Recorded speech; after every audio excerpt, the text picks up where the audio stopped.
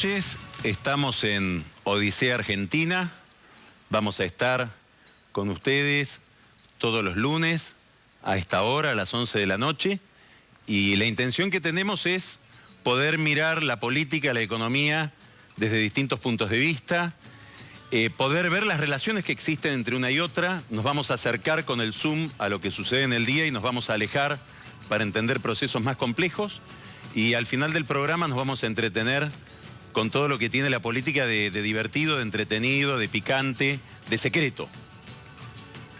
Este es un muy buen comienzo, o un buen momento para iniciar este ciclo, porque están pasando cosas que modifican la estructura o la configuración que ha tenido la política durante los últimos años en la Argentina. Hace mucho tiempo había una película que se llamaba Jaque a la Inocencia. Se refería a la historia de un chico prodigio que jugaba al ajedrez y que la madre lo lleva a aprender ajedrez con un maestro de ajedrez en Estados Unidos. Después de la segunda o tercera clase, ese maestro de ajedrez tira las piezas del tablero y le dice: ahora tenés que pensar el juego sin pensar en las piezas. Bueno, yo creo que para entender lo que ha pasado este fin de semana, tenemos que pensar el juego sin pensar en las piezas. Es decir, por un momento yo los invito a que piensen la política sin atribuirle demasiada responsabilidad a Cristina, a Scioli, a Massa, a Macri, a Sanz, a la oposición, y pensemos el formato. La política argentina ha tenido en los últimos tiempos, pero sobre todo desde 2011 para aquí, un formato patológico. Ha habido un gran monopolio de poder que lo ha ejercido el peronismo en el gobierno, y enfrente de ese gran bloque de poder, islotes, navegantes solitarios. La manifestación más clara de ese desequilibrio del cual salen muchas consecuencias, la conocimos justamente en el año 2011. ¿Por qué? Porque la presidenta ganó con el 54% de los votos, que no es una cifra, digamos, anormal. Sucede en muchos países y en la Argentina misma que los presidentes obtienen un respaldo mayoritario, pero con 37 puntos de diferencia respecto de quien debería controlarla. Y en ese abismo está el proyecto del Vamos por Todo, está la posibilidad o la fantasía de avanzar sobre la prensa, sobre la justicia, están las condiciones de la hegemonía, está la radicalización de la economía, está una determinada orientación también radical de la política exterior, están los rasgos autoritarios del kirchnerismo. ¿De qué depende de que esto cambie? ¿Depende de que se vaya Cristina o depende de que cambie el formato? Si ustedes miran en América Latina las elecciones presidenciales y observan en qué países el presidente gana con una diferencia de más del 15% respecto del segundo, van a advertir que en esos países el formato de la política da un tipo de organización del poder, un estilo del mando y determinada agenda de problemas. Bueno, lo que está en tela de juicio a partir de este fin de semana, sobre todo por la convención que realizó el radicalismo en Gualeguaychú, es que haya una modificación en este formato. No que el gobierno pierda el volumen de votos que tiene, sino que enfrente haya una síntesis que equilibre el poder y que la diferencia entre el que gana y el que sale segundo sea menor. ¿Por qué? Porque si uno mira las encuestas, cualquier encuesta, las que maneja el gobierno, las que maneja Scioli, por supuesto las que maneja Macri o las que manejan los radicales, vamos a advertir que si sumamos linealmente, ya sabemos que eso es bastante artificial hacerlo, que la realidad es más compleja, pero si sumamos linealmente entre el radicalismo, el PRO y la coalición cívica, rondan una suma hoy sin campañas del 38% de los votos que impediría que el gobierno gane o los candidatos del gobierno ganen en primera vuelta. Es decir, como mínimo, a partir de este fin de semana ya sabemos que con este acuerdo, UCR, Coalición Cívica, PRO, en la Argentina de octubre hay balotaje. Claro, la reposición de ese equilibrio, la posibilidad de un balotaje, depende de que el rodaje de este nuevo artefacto, que no sabemos cómo se le va a llamar, el gobierno quiere que lo llamen alianza, para contaminarlo con la alianza de la Rúa, los protagonistas se resisten, tal vez habría que ponerle a secas Unión Democrática y nos evitamos todas las estigmatizaciones y vamos al fondo del problema. Es una broma. Para que esto funcione tienen que darse determinadas condiciones. En primer lugar, la primera pregunta que tenemos que hacernos es cuál es la armonía conceptual que va a haber entre estos tres socios. Cuidado porque en Gualeguaychú pasó algo raro. Si yo les preguntaba a cualquier entendido de la política hace 10, 12 años, si algún día se iba a dar que la alianza entre el radicalismo y Macri iba a ser defendida por Federico Storani en una convención radical, me iban a decir que estaba loco. Bueno, el kirchnerismo produce también estos milagros. O sea, tampoco el radicalismo es un radicalismo que está tan a la izquierda como en los años 80, ni Macri es ese personaje autoritario, casi que bordea un fenómeno de facto como lo quiere pintar la izquierda. Hay otras cuestiones que ajustar. Sanz, por ejemplo, va a tener que suturar mucho de lo que quedó descosido por una interna que fue bastante dura. Había que mirar el discurso de Gerardo Morales, el jujeño, este fin de semana en Gualeguaychú. Claro, Morales estaba frustrado porque él le había prometido a Massa que el radicalismo iba a ir con Massa. Eso era otro formato. Porque si Massa ganaba las elecciones, lo más probable es que Massa iba a gobernar con los peronistas que hoy están con Cristina y bueno, a los radicales los iban a mandar, creían ellos, al cuartito del fondo. Pero bueno, ahí está el enojo de Morales, ahí está el enojo de Cano en Tucumán. Habrá que convencerlos. Macri tiene una forma de convencerlos. Podría bajar las candidaturas del PRO en esas provincias que facilitarían que esos radicales obtengan el triunfo y se queden con las gobernaciones. Eso lo va a leer en los diarios usted en los próximos 15 días. El otro problema que tiene que resolver esta coalición, esta alianza, esta asociación, es la incógnita de la provincia de Buenos Aires. Ahí están pasando muchísimas cosas en estas horas en que nosotros estamos hablando acá. Hay reuniones, hay conspiraciones y sobre todo hay traiciones. ¿Por qué? Porque para el peronismo y sobre todo para los intendentes del conurbano, la presencia de una fuerza o de candidatos competitivos no peronistas enfrente, empieza a cambiarles la perspectiva de poder.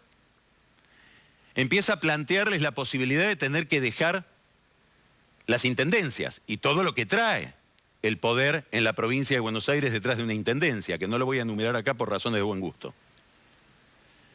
Quiere decir que esta amenaza hace que los peronistas que están con el gobierno en la provincia de Buenos Aires miren de nuevo al gobierno, miren a la oposición, pero sobre todo miren a Massa. Porque si yo soy un intendente que estoy amenazado por una candidatura opositora más o menos competitiva, y veo que Massa me planta un candidato que seguramente es peronista, que hasta ayer estaba conmigo, o hasta hace un año, y cuyos votos salen todos de mi propio universo electoral, me empiezo a preocupar, porque puedo perder. Bueno, va a haber muchísima presión sobre Massa por parte del peronismo para que decida qué va a hacer. Sus propios aliados ahora están mirando que se forma algo que puede ganar. No sé si como dice Carrió en primera vuelta, pero la presión también de los que están al lado de Massa va a ser muy fuerte. Y también va a haber ofertas para ese grupo. ¿Por qué? Porque no sabemos si con Pose y con María Eugenia Vidal a esta coalición le alcanza para dar la gran pelea de la provincia de Buenos Aires. Entonces ya hay gente que dice, ¿por qué no invitamos a Massa? Que no lo queríamos para la gran coalición nacional, pero en la provincia tal vez hasta le podemos dar una salida. Massa candidato a gobernador de Macri, de Sanz, de Carrió, lo dudo. Solá, Felipe Solá, puede ser. ¿Va a haber conversaciones? No, no va a haber conversaciones, ya hubo conversaciones. Como hubo conversaciones con Cariglino, el intendente de Malvinas Argentinas, que hoy está con Massa, y como hubo conversaciones con Francisco de Narváez, cuyo principal límite es que Macri no lo quiere. Todo esto es anecdótico. La gran pregunta es si la democracia argentina va a ser más competitiva en adelante.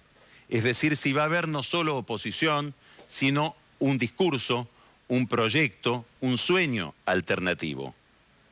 La presidenta, el 1 de marzo, explicitó cuál es su sueño, explicitó cuál es su programa, explicitó cuál es su oferta y la repite todos los días. Sintéticamente es la siguiente: no tenemos ninguna intención, no tenemos ningún interés, carecemos de toda vocación para presentarle una oferta política a aquellos que no necesitan que el Estado les resuelva todos los días la vida. Es una parte de la Argentina. La otra parte, la que necesita que el Estado lo deje de asfixiar, la que necesita que la política no se meta en su vida privada, la que necesita otra economía para liberar energías y liberar creatividad, ¿tendrá una oferta, tendrá una propuesta o deberá seguir esperando? De esto, de la economía, voy a hablar ahora con Nicolás Dujovne. Nico. Buenas. ¿Todo bien? Muy bien. Bueno, ¿y cómo ves estas novedades desde la plataforma de la economía y de los números? Yo creo que nos trae muchos temas interesantes. El primer tema interesante es en la preelección. ¿Qué le ocurre a la economía pre-diciembre de 2015, cuando se produzca el traspaso de mando, con una oposición más fuerte y una oposición con las manos más libres cuando asuma, para echarle la culpa al kirchnerismo para hacer reformas más profundas que las que eventualmente podría hacer un gobierno más cercano al oficialismo? Y yo lo que te diría es que eso ya lo empezamos a ver en los mercados. O sea, vos ves que esta coalición da la impresión de más cambio económico que el que puede ofrecer Scioli. Da esa sensación, sí. Tiene las manos más libres. Uno mira los equipos económicos de Macri, de Sanz, y ve caras nuevas, ve equipos trabajando en algunas cosas un poco distintas. ¿Quiénes son? Da nombres. Bueno, del lado de Macri, todo lo que se agrupa alrededor de la Fundación Pensar, Carlos Melconian, del lado de Ernesto Sanz, técnicos del radicalismo de muy buen nivel, de una camada siguiente a los más conocidos, pero con una visión, te diría, bastante moderna de la realidad. Paradójicamente, esta visión de cambio post-diciembre de 2015 ayuda en algunos aspectos al gobierno a transitar estos meses, porque genera algún optimismo en los mercados que hace que suba el precio de los bonos, baje el riesgo país, y en medio de esta economía cada vez más defaulteada, hoy, digamos, con un default más grande después de un... Digamos, el gobierno eventualmente puede emitir deuda bajo ley local, le tiene que dar la vuelta, encontrar el formato, pero puede colocar deuda. El mercado del tipo de cambio paralelo, de contado con liquidación, tranquilísimo, porque el mercado piensa que se va a unificar el tipo de cambio. Ahora, ¿vos pensás que para que esta gente que se está juntando en la vereda enfrente del gobierno, radicales, pro, coalición cívica, puedan prosperar como proyecto político y puedan llegar al poder, necesitan obligatoriamente que la economía esté más deteriorada? No, no necesariamente. ¿Por qué? Esta economía es una economía que tiene algunas características especiales. Yo te diría que es una economía que hace 4 años que no crece. La Argentina entre 2011 y 2015 va a tener el curioso desempeño de haber crecido una tasa cercana al 0%, donde los salarios reales... ¿A la presidenta todo esto? Porque ella dice otras cosas, alguien se los tendría que decir. Bueno, pero eso es con los números oficiales, lo de la presidenta. Con los números privados no. Yo me manejo con esos números. Y además, la culpa de todo es la crisis internacional y la quiebra de Lehman Brothers, ¿no? Que ocurrió en 2008. 2008. Hoy todavía lo volvió a repetir Axel. Pero es una economía que no crece, cuyo salario real es el mismo en 2015 que en 2011 y que crea empleos a un ritmo más bajo que lo que crece la población económicamente activa. Es una economía que se ha estancado en un punto muy alto, digamos, realmente la economía hoy está funcionando en un nivel muy alto en términos de su historia reciente, pero que hace 4 años no crece. Entonces, no es que la cosa está mal. Al ser muy alto el punto donde se estancó, tampoco se siente tanto el estancamiento y no es tan traumático. Tampoco y eso es tan ayuda traumático, al oficialismo. Pero ya después de tantos años, la falta de una perspectiva hacia adelante hace su trabajo, porque ¿cuál es la propuesta de este esquema económico para generar bienestar para adelante? Ninguna. Entonces, no es necesaria una crisis económica para que las ideas de la oposición puedan prosperar. Pero yo te quiero volver un minuto. Sí. Vos me preguntabas por la economía preelectoral y la postelectoral, y así como el riesgo país baja y el gobierno eventualmente va a poder colocar deuda, a su vez la expectativa de un cambio más grande después de 2015 va a traer ruido cambiario en la medida en que nos acerquemos al cambio de gobierno, porque los exportadores van a empezar a guardar sus exportaciones para venderlas al nuevo tipo de cambio. A ver, creo unificado. que hay que explicarlo bien esto. Vos decís que haya una alternativa de poder encabezada por Macri, Sanz, Carrió. Capaz de unificar el tipo de cambio después de las elecciones. Que libera el mercado cambiario. Así Después es. de las elecciones va a generar una perspectiva, una expectativa de devaluación que va a hacer que los exportadores dicen me guardo la soja para cobrarla después. A lo cual el gobierno, con el tipo de cambio nuevo. Como no va a devaluar o no planea devaluar, porque ha aprendido que eso le trae muchos problemas, va a responder frenando más las importaciones seguramente en la medida en que ello ocurra. Y volviendo Quiere a trabar la decir que economía. este clima de pasable tranquilidad que vemos hoy, vos crees que en la medida en que haya una perspectiva de liberación del tipo de cambio, etcétera, no va a ser tan tranquilo. Le va a empezar a traer algunas complicaciones cuando nos acerquemos más al momento. Ahora, si la gente empieza a pensar que va a haber una devaluación, va a remarcar los precios. Los comerciantes remarcan los precios enseguida. Bueno, ¿o no va a pasar eso? Y eso debería ser una estrategia que quienes tengan expectativa de gobernar después de diciembre de este año, deberían empezar a trabajar para que los productores, los importadores empiecen a pensar en los nuevos precios para que parte de la inflación que vendría después de la unificación del mercado cambiario se produzca antes. Es muy técnico, pero eso sería funcional. Que la pague Cristina. Que la pague Cristina. La segunda cuestión, Carlos, me parece es ¿por qué los mercados también festejan la formación de una coalición opositora que sea una alternativa de recambio? Yo creo que no hay muchas dudas entre los inversores de que la Argentina va a cambiar la manera de financiarse después de las elecciones. Hemos agotado el modelo de financiamiento inflacionario, ese modelo de financiamiento inflacionario ha llevado al cepo, al estancamiento, y entonces todo el mundo piensa que la Argentina va a tener que empezar a dejar de emitir pesos y empezar a emitir deuda. Para emitir deuda en el mercado hay que maquillarse, ponerse una ropa linda, portarse mejor, ser homologable, parecerse a los demás. No le vamos a ir a pedir plata a China. Así es. Solamente. La gran pregunta es si además de cambiar la manera en que nos financiamos, el financiamiento que tomemos va a ser para cambiar el esquema económico. Es decir, si además de cambiar la manera en que nos financiamos, vamos a tener un Estado que funciona de una manera distinta, que piensa... Bueno, ahí estás planteando una pregunta que depende de algo que todavía no sabemos. Es probable. Que es la dimensión del liderazgo que va a aparecer en la Argentina y qué liderazgo va a haber en esa coalición. Porque ya lo que estás planteando excede lo técnico. Bueno, uno se empieza a preguntar... ¿En qué medida esos candidatos tienen la dimensión histórica de proponer un proyecto que vaya más allá de la encuesta? Bueno, un proyecto... Que proponga reformas que tal vez nosotros, los simples mortales, todavía no vemos. Un proyecto... No sé si va a haber eso en la Argentina. Que mire, por ejemplo, al mundo como una fuente de oportunidades, sino como una amenaza. Y que vuelva a dialogar con el mundo de otra manera. Con lo que ello implica para la productividad, para la manera en que se asignan los recursos, para cómo la Argentina puede terminar potenciando los sectores en lo que es más productiva, ¿no? Entonces, yo creo que esas preguntas empiezan a rondar también porque aparece también una posibilidad de que habiendo una alternativa política distinta del oficialismo, no solo estemos pensando en un cambio en cómo se financia el Estado y salir del financiamiento inflacionario, sino que también eventualmente estemos pensando en un Estado que funciona de una manera un poco distinta y en donde de repente el rol del sector privado es otro, en donde de repente salimos de esta premisa que vos siempre repetís, que está en la cabeza del gobierno, de que un peso en manos del gobierno es mejor que uno en manos del sector privado, en la visión del gobierno. Bueno, el gobierno parte de una idea muy clara, ¿no? Digamos, el gobierno se maneja con 3 principios que son axiomáticos. Digamos, no se pueden discutir. Primero, los pobres siempre tienen la razón respecto de los ricos, por definición, sí. Obviamente que muchas veces la tienen, tal vez la mayoría, pero para el gobierno es por definición. Lo público siempre es mejor que lo privado, por definición, y lo nuestro es mejor que lo extranjero, también por definición, que seguramente muchas veces lo debe ser, pero esto es por definición.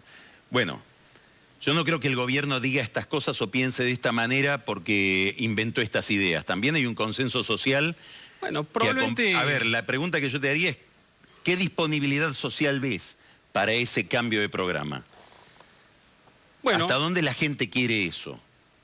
Yo creo, es una pregunta difícil. Ahora, yo creo que el gobierno que quiera cambiar la manera en la que Argentina funciona tiene que asumir con dos objetivos un poco conflictivos al comienzo. Especialmente lo que hace al presupuesto, que el presupuesto en todo el mundo es lo que organiza la política económica y la política, ¿no? En la Argentina está organizada por muchos otros factores, pero pensando en el presupuesto, el desafío del nuevo gobierno es dual. Es, por un lado, bajar el déficit para bajar la inflación. Y en segundo lugar, también, es bajar el peso de los impuestos distorsivos, la presión impositiva, el peso del Estado en la economía, o al menos mejorar la eficiencia del Estado en la economía. Esos dos objetivos están enfrentados, porque si yo estoy bajando el peso del Estado y quiero bajar el déficit, no me queda otra que apelar a la gran caja que existe hoy en la Argentina, que es la reducción de los subsidios. Y si yo voy a bajar los subsidios, algún costo social voy a pagar, cuando además voy a estar pagando el costo de la unificación cambiaria, que al año es potencialmente explosivo en términos de crecimiento. Pero en lo inmediato tiene consecuencias dolorosas. Bueno, como ustedes habrán visto, en todos los caminos que vamos tomando en estas reflexiones sobre la coyuntura, nos vamos encontrando con problemas de valores, con problemas que tienen que ver con cuestiones que son estructurales en la Argentina, que son de largo plazo, que no tienen que ver con la anécdota del diario, tienen que ver con problemas más bien históricos. Para pensar esos temas que son más complejos, que hay que mirarlos con una distancia mayor y con mayor inteligencia, queremos dialogar después con Santiago Kovadlov, que es, como ustedes saben, una referencia para pensar cuáles son las cuestiones de fondo, cuáles son los debates de valores, los debates culturales que tenemos que darnos para salir de este laberinto en el que parecemos estar metidos. Con Santiago Kovadlov vamos a hablar después del corte. Ya volvemos.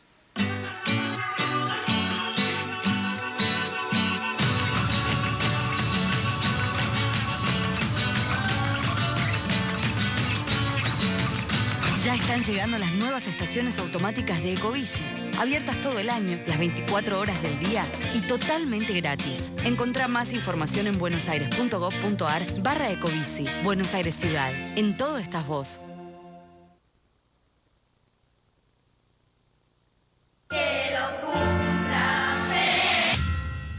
Al cumplir 18 años, miles de jóvenes sin familia pueden quedarse en la calle. Sumate a Doncel y ayudarlos a tener un futuro, porque crecer no tiene que ser una amenaza. IRSA. Somos la mayor empresa argentina inversora en bienes raíces. IRSA. Líderes en real estate. Nuestro compromiso no tiene límites. Grupo OSDE. Mi corazón con el Kini late más. Dale, prendete. Vos también hacete fanático al ritmo del Kini 6 y vení a festejar todas las semanas. Sí a 1.300 cámaras de seguridad. Sí a 130 móviles blindados y equipados. Y sí al centro de monitoreo. ¿Te animas a seguir diciendo que sí a la seguridad? Yo digo que sí. ExxonMobil, líder en tecnología para la operación segura y eficiente de recursos no convencionales de gas y petróleo, está contribuyendo con el progreso del país desde sus operaciones en la provincia de Neuquén. Arba presenta Arba Móvil, la nueva aplicación para contribuyentes aplicados. Ahora tenés en tu teléfono todo lo que necesitas para estar al día y colaborar con tu provincia. Consulta de deudas, botón de pagos, alertas de pagos, novedades, boleta por mail. Y además, con un solo botón podés avisarnos cuando un comercio no te da factura. Descargate Arba Móvil y contribuí a que Buenos Aires siga activa como nunca. Gobernación Daniel Scioli y Arba.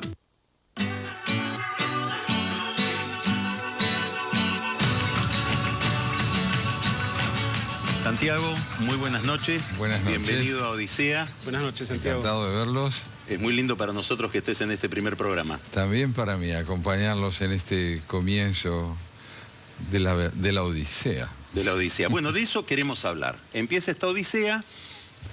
Vos tenés muy claro y sabés definir muy bien cuáles son los nudos gordianos que tiene que resolver la vida pública argentina, la cultura política argentina, y que han quedado muy de manifiesto en todos estos años. Y me gustaría, para arrancar, preguntarte qué expectativas tenés a la luz de esa agenda respecto de lo que tiene que ser la discusión electoral, la oferta electoral. ¿Qué esperás de la política de aquí a diciembre? Yo creo que la política en la Argentina está amenazada por un alto grado de incredulidad pública. Es decir, que se trata de un modelo de propuesta profundamente afectado en estos años por la imposibilidad que buena parte de la sociedad ha tenido de sentirse representada. La fragmentación de la que vos hablabas al comienzo del programa también es un indicio de la diáspora que ha afectado a la comunidad frente a las ofertas políticas. Porque si la fragmentación es tan profunda, es evidente que la dificultad para generar una relativa homogeneidad social frente a las ofertas no ha existido. Entonces, este grado de incredulidad pública, que en el 2001 tomó una forma radical, ¿no es cierto?, que fue váyanse todos, y que después tomó una forma opuesta, venga alguien, por favor. En este momento se podría decir que está respondiendo la política en alguna medida a una demanda social, sobre todo en lo que hace al campo opositor, que es brindarle a la sociedad algún tipo de respuesta que genere cohesión social. Cohesión social en el campo del voto, cohesión social en lo que podríamos llamar el campo de la verosimilitud del discurso político. Ahora, te quiero detener ahí. Vos tuviste, a los pocos días de la muerte de Nisman, un diálogo muy conmovedor y muy conmovido de tu parte con Marcelo Longobardi una mañana en Radio Mitre, y dijiste algo que yo te lo escuché, te lo leí poco tiempo después del Pacto de Olivos, en el 93. Hace ya de esto más de 20 años. Sí. Y es, en la Argentina la política ha perdido, la palabra ha perdido valor para la política. Usan la palabra como una basura. La palabra no puede ser una basura. Yo creo que todos intuimos lo que querés decir, pero no sé si está tan claro. ¿Cuándo se convierte la palabra en un recurso perverso? En el momento en el cual yo puedo decir algo y poco después lo contrario, sin tener la necesidad de explicarme. ¿Sucede eso acá? ¿Eh? Sin tener la necesidad de explicarme, es decir, que puedo sostener argumentos contrapuestos que no impliquen la obligación de dar cuenta de una contradicción. O sea, hay una falta de compromiso absoluto entre política y verdad, digamos. Eso es. Pero eso vos lo notás en el gobierno, digamos, por el rol, digamos, al haber un estilo caudillesco de gobierno, en donde básicamente hay una palabra del líder a la que se va acomodando el partido de gobierno, digamos. No quiero insultar a nadie, ¿no? Sí. Pero estaban los carteles en Italia, il duce ha sempre ragione. El duce ha sempre ragione. Bueno, acá estás tocando un punto. Y yo, te agrego esto, sí. Santiago, me gustaría tu reflexión sobre la configuración del gobierno. Es bastante particular del gobierno de Cristina y el de Néstor antes.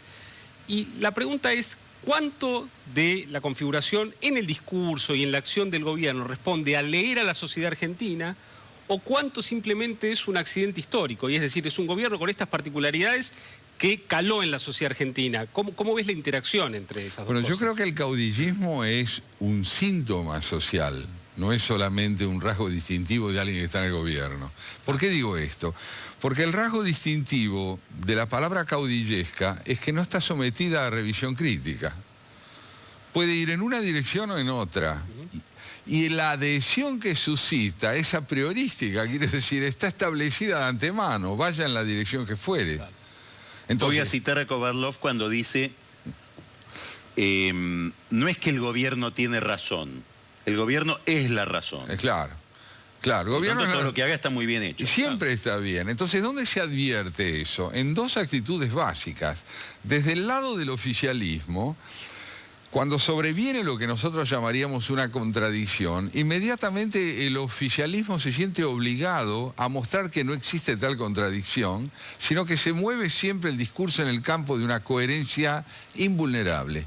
Y desde el punto de vista de la adhesión popular, nadie necesita que la palabra se justifique a sí misma para despertar la adhesión que despierta. Es decir, que solo esto, como corolario, la palabra no está sujeta al tiempo. Claro. No está sujeta al tiempo. Es un presente eterno. Vale lo que digo en cada momento. Exactamente. Exacto. Esta es la invulnerabilidad fundamental del caudillismo. ¿Y por qué te digo que es un rasgo distintivo de la sociedad argentina? Porque la sociedad argentina tiene una enorme dificultad para transitar de la confianza en un líder a la confianza en las instituciones, que es donde las palabras tienen que ser coherentes. Así es. Hablando de eso, tuvimos un hecho traumático que todavía nos sigue, hay que ver la agenda periodística, estamos todavía estupefactos, que fue la muerte de Nisman. Alrededor de ese hecho se recrudeció un debate que había respecto de la justicia, respecto de las instituciones. Estamos como a ciegas, porque daría la impresión de que hemos perdido el valor o la posibilidad de definir, dado nuestro déficit institucional, qué es lo verdadero, qué es lo falso, qué es lo bueno, qué es lo malo. ¿Qué papel juega la ley hoy en la sociedad argentina? Es un recurso del poder. La ley es un recurso del poder, pero el poder no está sujeto a la ley. Quiero decir, se ha invertido la relación entre poder y ley. No se ejerce el poder para dar cumplimiento a la ley. Se vale el poder de la ley para afianzarse como valor supremo y autónomo. Entonces, en el caso Nisman, lo que se advirtió muy bien, y la sociedad lo advirtió muy bien, principalmente cuando se manifestó el 18 de febrero, es que en la Argentina podía haber un nuevo desaparecido, que era la verdad. Un desaparecido inesperado. Había habido muchos desaparecidos durante los años del proceso, había vuelto a haber desaparecidos sociales con la crisis del 2001, se habían visto desaparecidos con el estallido de la AMIA, y con la muerte del fiscal Nisman apareció una figura vivida con más o menos claridad, pero con mucha intensidad, que fue que la verdad ya no constituía un referente de la acción del Estado, y que el Estado estaba sujeto al delito desde el momento en que los servicios de inteligencia manipulaban el poder. Entonces desaparece la verdad. Con la desaparición de la verdad irrumpe el anonimato cívico, y los que deambularon por las calles iban en busca de identidad. Ahora, Santiago, más allá del pedido de justicia en el caso Nisman, ¿vos pensás que la sociedad argentina está dispuesta a afrontar lo que implicaría tener una justicia ecuánime, independiente? ¿Es un clamor de la sociedad argentina o esto fue un caso aislado? No, yo creo que la crisis es un hecho reiterado en la Argentina. Es decir, la disfuncionalidad social que genera la ausencia de instituciones es un hecho reiterado. Claro. Ahora, la demanda de instituciones es un fenómeno que puede estar asociado a elementos coyunturales, la demanda de institucionalidad, pero que las dirigencias políticas tienen un deber, para mí, muy claro frente a las elecciones del 15, es decir, que sin instituciones no hay democracia, y que la democracia corre el riesgo de enmascararse a sí misma bajo la retórica de un nuevo liderazgo, es decir, de un caudillismo que ya no tenga la forma tradicional, sino la forma de la idealización de una sociedad que todavía no confía en las instituciones. Y del marketing. Y del marketing. Y del marketing. Entonces, ¿qué es lo que me parece a mí que amenaza el porvenir argentino? La dificultad que nuestras dirigencias tengan para sincerarse con la gravedad de la situación. Esto? ¿Vos conocés a los políticos? Sí, los conozco. ¿Cómo los ves? Yo los veo con actitudes temerosas. Yo te diría que el liderazgo político en este momento está midiendo sus posibilidades de protagonismo pero no sobre la base de un sinceramiento frontal con la sociedad, convocándola a enfrentar un largo periodo de aprendizaje en el orden de los valores, sino atribuyéndose de alguna manera la representación de esos valores. Entonces, esto me parece peligroso.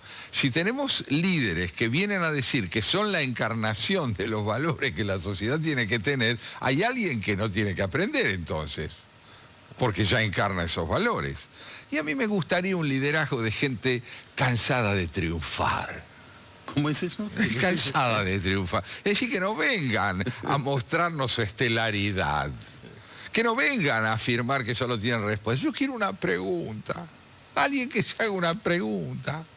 Que pueda decir, estoy aprendiendo. Que tenga el coraje, por decirlo así, de decir que está aprendiendo, no que sabe. ¿Por qué la sociedad tiene que aprender y los otros tienen que saber? Los verdaderos líderes de una etapa de crisis como esta han de ser aquellos hombres que representen la voluntad de aprender. Estos van a tener credibilidad pública. ¿Vos eso todavía no lo ves en la oferta? No.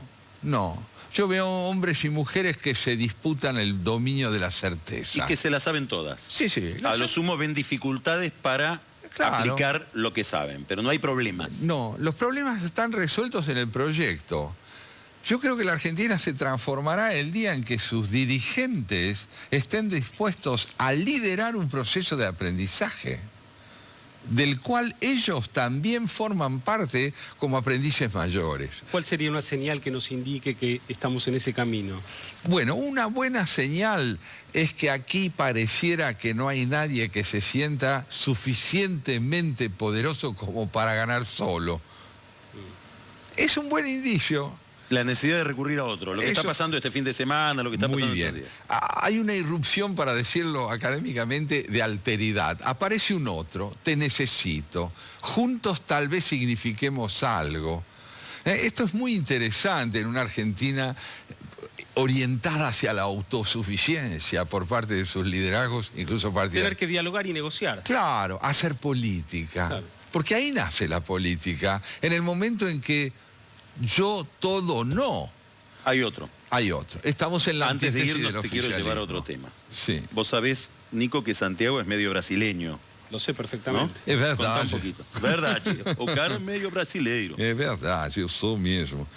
No, ¿qué soy? Yo, lo que ocurre es que yo me eduqué... ¿Cómo es que te hiciste brasileño? A ver, yo me hice brasileño. Porque te quiero preguntar por lo que está pasando en Brasil. Ah, muy bien. Muy bien. Y si nos podemos llevar de ya por una poesía de Pessoa también. No, eso ya es. Cobra otro precio. Eso es otra cosa. Ahí, ya, o de Vinícius de Moraes.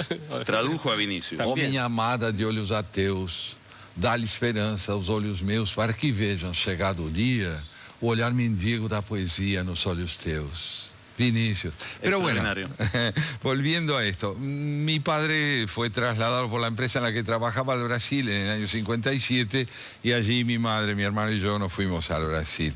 ¿Y cómo es que te la rebuscaste para que te acepten los chicos brasileños porque hablabas mal el portugués? Bueno, yo atajaba bien, era buen arquero y no había que hablar. Claro. Para atajar yo sabía cómo se jugaba y desde el arco y atajando razonablemente me convertí en alguien menos despreciable. Vos tenés tu hermano allá viviendo en San Pablo. Viviendo en San Pablo. Bueno, ¿cómo está hoy Brasil después de estas manifestaciones del domingo, de ayer? Yo te diría que Brasil también está atravesando algo extraordinariamente novedoso, que son las manifestaciones públicas de desacuerdo con el gobierno. Cuando nosotros éramos jóvenes y vivíamos allí, las disidencias políticas se dirimían entre dirigentes, sin escenarios públicos callejeros. Desde el retorno a la democracia, progresivamente y especialmente del gobierno de Lula en adelante, la gente empezó a salir a la calle. La manifestación del domingo en San Pablo de 2 millones de personas expresando su disidencia con Dilma, me parece a mí que más allá del contenido manifiesto de la disidencia, pone en evidencia un anhelo de protagonismo social por parte de la gente que no es usual en la historia brasileña. Entonces, ¿qué es lo que veo yo? veo un profundo cansancio en lo que se refiere a las clases medias con respecto a la modalidad de gobierno ejercido por un partido que se supone que representa el progresismo y está acusado de delitos que no serían condignos de una izquierda progresista. Muchas gracias, Santiago. Fue un placer enorme tenerte. Volvemos en un minuto con Odisea. Gracias. Seguimos disfrutando.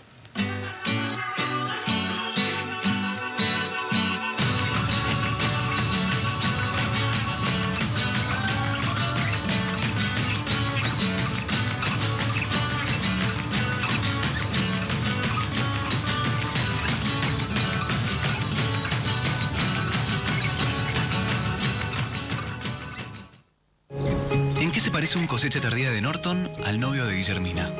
Bueno, Guille, mi amor, quiero aprovechar que estamos todos juntos para pedirte la servilleta. No, bueno, y también por ahí pedirte que te cases conmigo.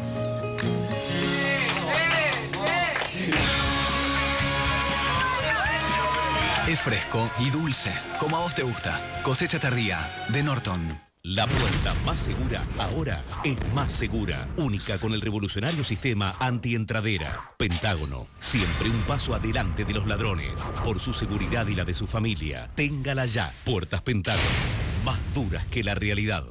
TN.com.ar te invita a una nueva avant premiere. La serie Divergente, Insurgente. She's the one. Lo que la distingue. Liberará al mundo. It's time we fight back. We don't have the numbers. We will. Vuelve la exitosa saga mundial. Entra ya a tn.com.ar y conseguí tus entradas. Tenés tiempo hasta el 17 de marzo. Find them. Every last one of them.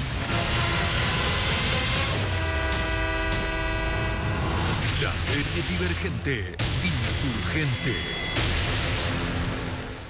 La vida nos enfrenta a diferentes situaciones, a las que podemos reaccionar de dos maneras. ¿Qué vas a hacer con la plata que te regalaron para tu cumpleaños? No sé. Pero sin embargo nos tentamos con decir...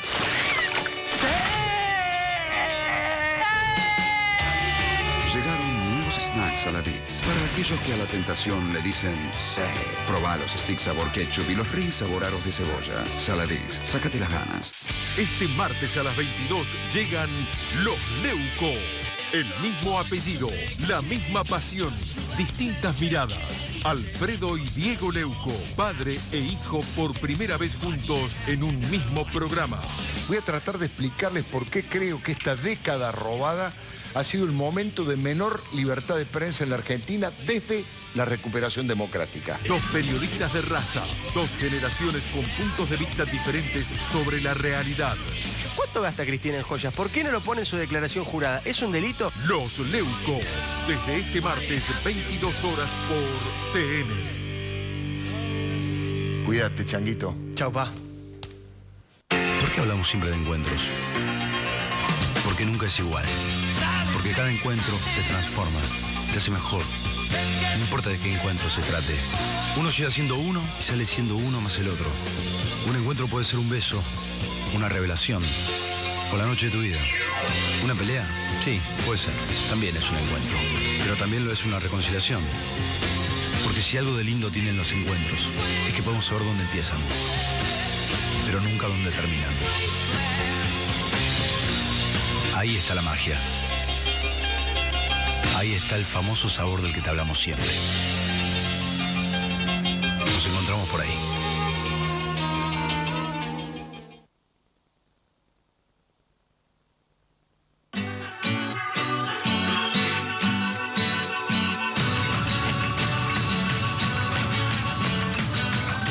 Y aquí en Odisea usted va a poder ver, escuchar y enterarse de lo que pasa en el mundo de los negocios, en el mundo empresario con Pancho Olivera, a quien seguramente conoce por su columna de los sábados en La Nación y que nos va a acompañar para contarnos ¿cómo les va? Qué es lo que tal, sucede en Pancho? las empresas. ¿Qué tal, Pancho? Bien, muy bien. Bueno, y estamos ahora con una especie de lanzamiento empresarial de Macri.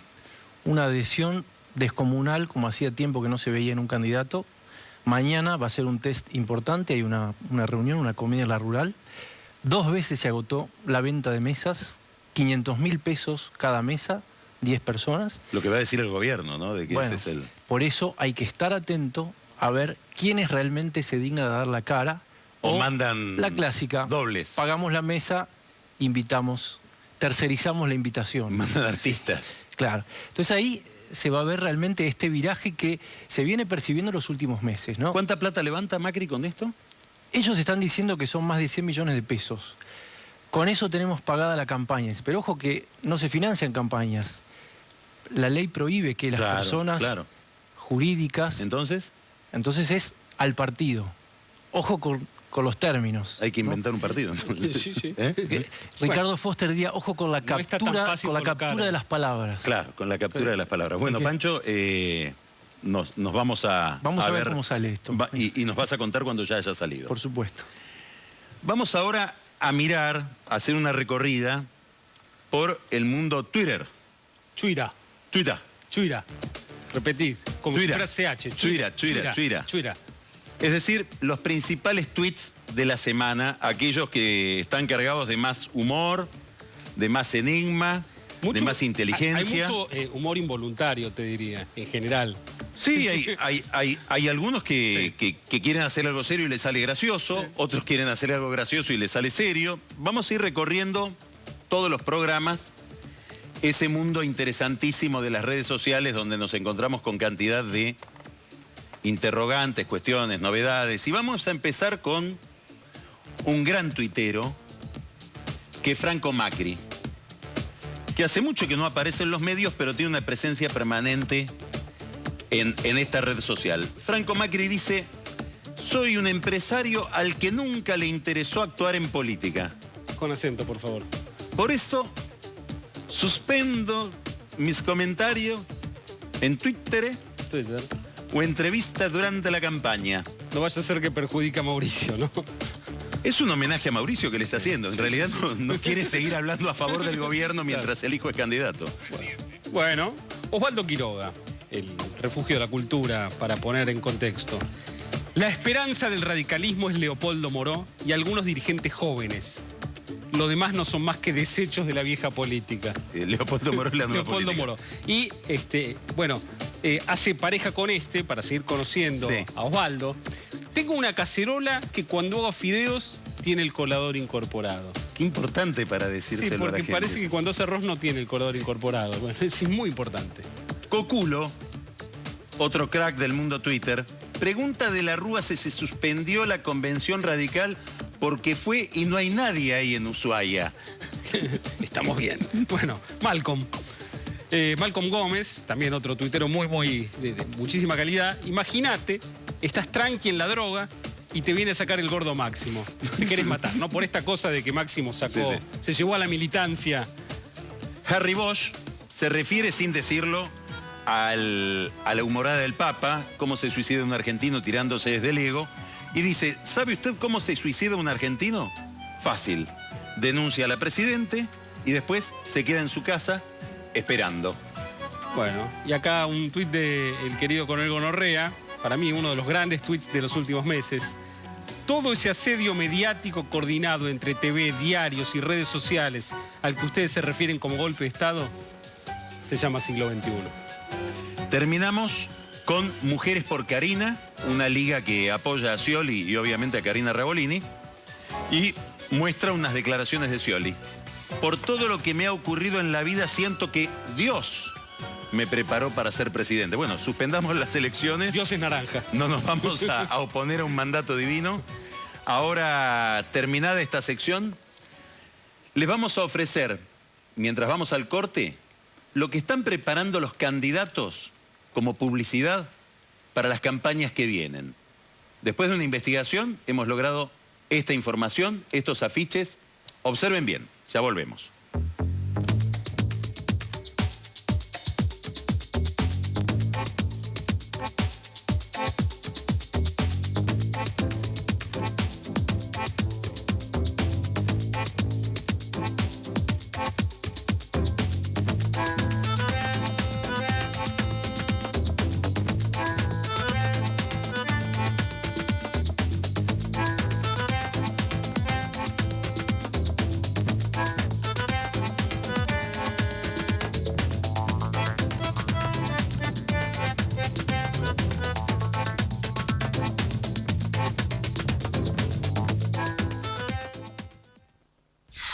Tango Software, líder para la gestión de tu empresa. Con nuestros 200 distribuidores, te brindamos el servicio más confiable, al mejor precio. Tango Software, crecer es posible. Este martes a las 22 llegan los Leuco. El mismo apellido, la misma pasión, distintas miradas. Alfredo y Diego Leuco, padre e hijo por primera vez juntos en un mismo programa. Voy a tratar de explicarles por qué creo que esta década robada ha sido el momento de menor libertad de prensa en la Argentina desde la recuperación democrática. Dos periodistas de raza, dos generaciones con puntos de vista diferentes sobre la realidad. ¿Cuánto gasta Cristina en joyas? ¿Por qué no lo pone en su declaración jurada? ¿Es un delito? Los Leuco, desde este martes, 22 horas por TN. Cuídate, changuito. Chau, pa. Abrimos Alto Comahue Shopping en Neuquén. Y la mejor forma de mostrártelo es con frases como Neuquén. Capicúa. ¡Apa! ¡Wow! Luz azul. La madera red da. Mal. ¡Ánimo, Romina! ¡Ja! A Mercedes, ese de crema. Es raro, man, enamorarse.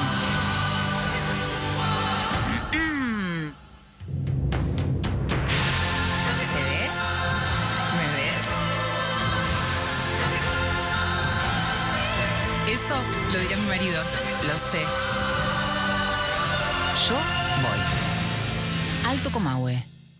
La puerta más segura ahora es Más Segura, única con el revolucionario sistema antientradera. Pentágono, siempre un paso adelante de los ladrones. Por su seguridad y la de su familia, téngala ya. Puertas Pentágono, más duras que la realidad. ¿Por qué hablamos siempre de encuentros? Porque nunca es igual. Porque cada encuentro te transforma, te hace mejor. No importa de qué encuentro se trate. Uno llega siendo uno y sale siendo uno más el otro. Un encuentro puede ser un beso, una revelación, o la noche de tu vida. ¿Una pelea? Sí, puede ser. También es un encuentro. Pero también lo es una reconciliación. Porque si algo de lindo tienen los encuentros, es que podemos saber dónde empiezan, pero nunca dónde terminan. Ahí está la magia. Ahí está el famoso sabor del que te hablamos siempre. Nos encontramos por ahí.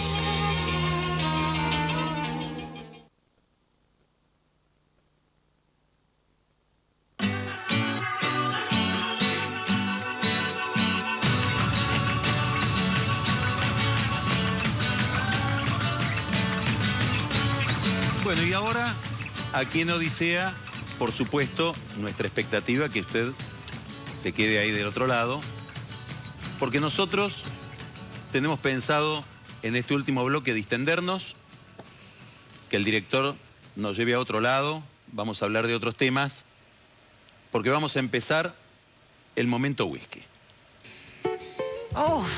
¿Con qué luz arrancamos el momento del whisky? Carola. Buenas noches, Nico. Buenas noches, Carlos. Yo arranco. ¿Alguien me pone algún hielo acá? No, por supuesto. Hielo. Dos. Con la mano, porque si no, no arrancamos más. Ahí está. ¡Qué paquetería! ¡Qué paquetería! Bueno, yo me sirvo un toque y lo voy pasando. Las chicas del Northlands piden con la mano. Porque podemos. Sí. Bueno, arranco un poco ya, porque mientras ustedes se sirven, antes de brindarles, voy complementando un poco los que nos contó Pancho hace un rato. Hablando de las mesas. La fiesta amarilla, la fiesta amarilla. ¿El menú tenemos? Bueno, no tenemos el menú, tenemos quien hace el catering o catering, depende como quieras llamarlo. Primero de todo, tal fue la cantidad de gente que se anotó para ir, que habían comenzado alquilando. Miren los colores, si Mauricio no tiene... ¿Brindamos? Bueno, salud. Brindamos. Estamos ahí. Ahora sí, salud. Oficialmente inaugurado el momento whisky. Oficialmente, el momento serio de la noche. Seguí, Carola. Brindamos, sigo. No me deja tomar. No me quiero perder lo que estás contando. Bueno, Mauricio empezó alquilando el salón azul en la rural, el pabellón azul, y tuvo que pasar al amarillo, que tiene muchísima más capacidad. Azul y amarillo. Por eso les digo que suerte, ¿no? Para Mauricio. Angelici debe tener varias mesas ahí, ¿no?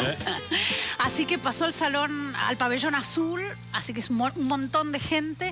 Tienen varias cosas planificadas. No va a haber show en vivo mañana. No va a haber show en vivo. No imita a Mauricio a... No hace Queen. No está el video de Mauricio desde que nació, así el video de los casamientos. No, pero va a haber video. Ese es largo, el de los casamientos de Mauricio. Es un largometraje. Pero además ahora que se juntan con un partido político, eso ya no. Ahora es algo institucional. Claro. Pero ¿sabés qué va a ser? Va a ser un poco casamiento. Va a ser un poco casamiento en la rural porque va a haber videos, no show en vivo, y Mauricio va a recorrer las mesas. Y Rodríguez Larreta saca la foto. Promete derramar una lágrima. De aceite. Una lágrima. ¿Por qué? Robocop. Porque se va a emocionar. Después tiene que contar la anécdota. Bueno, y se llevan un... Como tacha. Sí, pero vamos a armar un especial de Horacio un día. Y después también hay souvenirs. Souvenirs. A ver. Vas a tener ahí esperándote en la mesa un petit Mauricio. aromo. No, un arbolito para que lo reguemos y crezca juntos como el país. Sí, buenísimo. Buenísimo. Sí, va a haber Lo que es la opulencia, ¿no? Porque en Avellaneda, fin de semana, en el congreso del PJ que organizó Dualde... ¿Te regalaron un choripán? No. Bueno, venían delegaciones de todos lados. Sí. Los santiagueños llegaron el jueves. Sí. En un colectivo. 41 santiagueños. Sí. Empezaron a dar vueltas por la ciudad de Buenos Aires. Sí. Vieron, cuando ya habían visto todo, se le instalaron a Dualde en la planta baja del edificio donde atiende Dualde, en la calle Hipólito Yrigoyen, entre Solís y... En el Movimiento Productivo Argentino. En el MPA. MPA. Instalados los santiagueños ahí, Dualde no podía ni entrar ni salir. Al mediodía... Pero creo que los tenían que tener circulando para que no se vayan al oficialismo. Al frente para Victoria. La orden era que como las valijas no en el pare aeropuerto. Tenían encerrados ahí en una rotonda. En el lobby, del... Sí. Las valijas del aeropuerto. Exacto. Dualde, 2 de la tarde, no podía salir del edificio, dice que me traiga unas empanadas. Llegó la bandeja vacía arriba. Se lanzaron los santiagueños sobre las empanadas. ¿Estaban despiertos esa hora los santiagueños? A las 2 de la tarde, sí. ¿No arranca la siesta? Después de las empanadas. Después de las empanadas. Sí. Voy con otra. Mientras Mauricio, ¿cuánto recauda? Pensaban recaudar como 100. 110. Pensaban, el chistecito sale como 10. Así que es break-even, ¿o no? Sí. Tenemos un break-even ahí, sí. Pensaban recaudar eso. ¿Ya nos estamos yendo o están tomando? No, estamos tomando. Sí, yo no estoy tan tranquila porque tengo mucho para contarles. Después tengo, a ver... Danos para elegir, a ver qué hay. Tengo un atajador de penales. Díganme un atajador de penales de la selección argentina. Goico. Muy bien. Iba a decir también modelo de slip. Sí. Pero bueno, no, ese rubro no me lo trabajan ustedes. No, está bien. Goico iba a ser candidato a intendente para Scioli. Bueno, está en la TV pública, ¿no? Sí. Y estuvo pateando penales todo el verano en la carpa naranja. Pero al final pusieron a los cocineros argentinos. Sí, no, pero decidió que no. ¿Por qué? No, hubo un acuerdo, no sé, viste, vienen de jugar al fútbol, ganan millones jugando al fútbol. ¿Quería plata también? ¿Querés ser político? No sé. Se dio cuenta que no estaba tan con el modelo, Scioli, y se bajó. Él quería que Scioli dijo, no, esto es nacional y popular o te Goicochea dijo. Goicochea. Scioli no está tan con el modelo. Así que Goico lo dejó ahí. Había un problema en una cifra, me parece. 700 algo, no me acuerdo. 700 algo fue lo que se llevó durante el verano. ¿En qué moneda estamos hablando? No, moneda local vigente. Pesos. Australes. Sí. No, moneda local. Hablando moneda de Scioli, local. vi una cosa extraordinaria en internet que es una página donde Karina Rabolini te enseña a hacer el rodete. Pero Yo me tiré de cabeza, imagínate mi situación. Pero imaginar el escándalo que hacemos con eso, sí, una locura. Te enseña a hacer el rodete. Para las muchachas bonaerenses. Es www.fundacionbancoprovincia.com.ar #rodete. Rodete. Sí, pero más o menos, porque en la misma página, aparte de enseñarte a hacer el rodete, en la página web es carinarabolini.com.ar, te cuenta toda su historia, te cuenta su primer matrimonio con Daniel Scioli. Y Claro, después, porque ella estuvo casada con Daniel a los Scioli. 18, pero después te habla de su reincidencia matrimonial. Es como un delito. Y por ahí es como un delito. Escarcelable porque ella está suelta. Por ahí lo vive como un sí, delito. Sí, bueno, no sé. ¿Eh? Eso lo dijiste vos, ni idea. Y por algo dice reincidencia. Pero en la misma web te habla de su tarea, de sus 3 áreas de negocio, que son eyewear, porque todo así muy nacampó. Eyewear. Es eyewear, Beauty. Beauty y fragancias y todo Y Banco eso. Provincia. Y política. Y Fundación Banco Provincia. Todo mezclado. Exactamente, todo mezclado. Con Entonces, Teresita Garbesi. Claro. ¿No? Sí. igual Siempre ella la acompaña. espléndida en todas las fotos, viste, así, lánguida, etérea, monísima, porque es muy mona. Es muy mona. Por supuesto, ahora estaban tango en la Casa Blanca, hizo Estuvo algo. enseñando un tango ahí frente a la Casa Blanca. así, Allá un votan turista. también. A la gorra. No le fue tan bien como a Macri, pero hizo tango a la gorra No, en la pero Casa Blanca. ella andaba explicándoles cómo bailar un tango. Ahora hay problemas, hay ruidos en esa campaña, me parece. ¿Eh? Bueno, estamos con los publicitarios, y los que están haciendo campaña y con qué publicitarios se están A ver, quedando ¿cómo para es? que les ¿Cómo es? maneje la campaña. Scioli aparentemente se queda con su publicitario elegido, que Savaglio. es Savaglio. Exactamente, lo conserva a pesar de que hay un poco de ruido, porque ya están un poco hartos del naranja. Bueno, no. O sea, Savaglio un día mezcló rojo, amarillo, consiguió el naranja. Te tiro un Sí, naranja. ahí está. Sí, Y de te cualquier tiro la hora manera, naranja. Savaglio lo que le ha planteado es, mirá, yo puedo hacer todo con el naranja, con el violeta, con el color que me pongas. Pero vos- Pero si vos no te corres un poco del lado de Cristina, Media pila. claro, Pila. poné lo tuyo, Dani. Claro.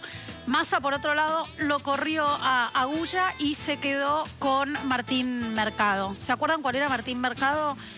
No me acuerdo. fue el De que- Agulla me acuerdo perfectamente Sí, de porque Agulla, es muy sí, exitoso. sí, de sí, Martín Sí, hizo Mercado, la no. campaña de la Rúa cuando fue presidente, por ejemplo. Claro. Y Martín Mercado había sido el que detectó durante el velorio de Néstor estos claro, carteles que decían claro. Fuerza Cristina y dijo, para ahí tenemos que ir. Tenemos que ir para ahí y usar el Fuerza Cristina, el apoyo de la gente, bueno, y todos los O sea que eslogans. Massa tiene un publicista que era el publicista de Cristina. Pero medio que agarran en la cubetera y hacen ta y tiran. Con la fuerza de Malena. ¿Habrá problemas de costos en todo eso también? ¿En Massa? En general. Me parece que se empieza a poner cuesta Y bueno, arriba la campaña para mucha gente. Bueno, yo creo que a Massa se le va a empezar a complicar, ¿no? O sea, el avance, digamos, de Macri lo debe complicar y empieza a haber cierta polarización que debe empezar a complicarle el fundraising, ¿no? Exacto, sí. Aunque viste lo que dijo Pancho, que lo que hizo el PRO, por ejemplo, no estaba, se encarga muy bien la gente del PRO de aclarártelo, que no iba a la campaña, va al partido. No ¿Y pueden... dónde va a gastar el partido todo ese dinero? En un viaje En en la New York. campaña. En la Para campaña, todos. pero Para después. todos. Pero Sí. después, para todos, sí, para O sea que todos. finalmente es financiamiento de campaña. Bueno, pero después. Pero no sé, supongo que será discrecional Bueno, hay el gasto. Sí, qué sé yo. Hay muchas cosas para... No sé. Y después tengo otra muy cortita que es... Ya nos vamos, ¿eh? Sí, nos Muy vamos. cortito. Estamos yendo, Tele para estamos Todos están sondeando periodistas independientes para la TV pública, para programas políticos. Atenti. Sí. Atenti. Nico, ¿querés ir a la atenti. TV pública a explicar el liberalismo, en los sectores ultrafinancieros? Yo quiero hacer un en la programa en la TV pública. Fuego Cruzado con Brancatelli. ¿Eh? ¿Qué te parece? Alquilo balcones, alquilo Está bien, balcones. es fácil lo tuyo. Bueno. Nos Bueno. despedimos. Nos despedimos Nos vamos y yendo. seguimos charlando igual. Bueno, ¿eh? muy contentos de este nuevo programa en TN. ¿no? Y los esperamos. Los ¿El lunes que esperamos viene? el lunes que viene a las Todos los 23. lunes. Todos los Y lunes. nosotros nos quedamos acá porque tenemos mucho más para charlar. Y queda mucho whisky. Hasta el lunes. Y Salud, todo el buenas whisky que noches. queda. Salud, Nico. Salud.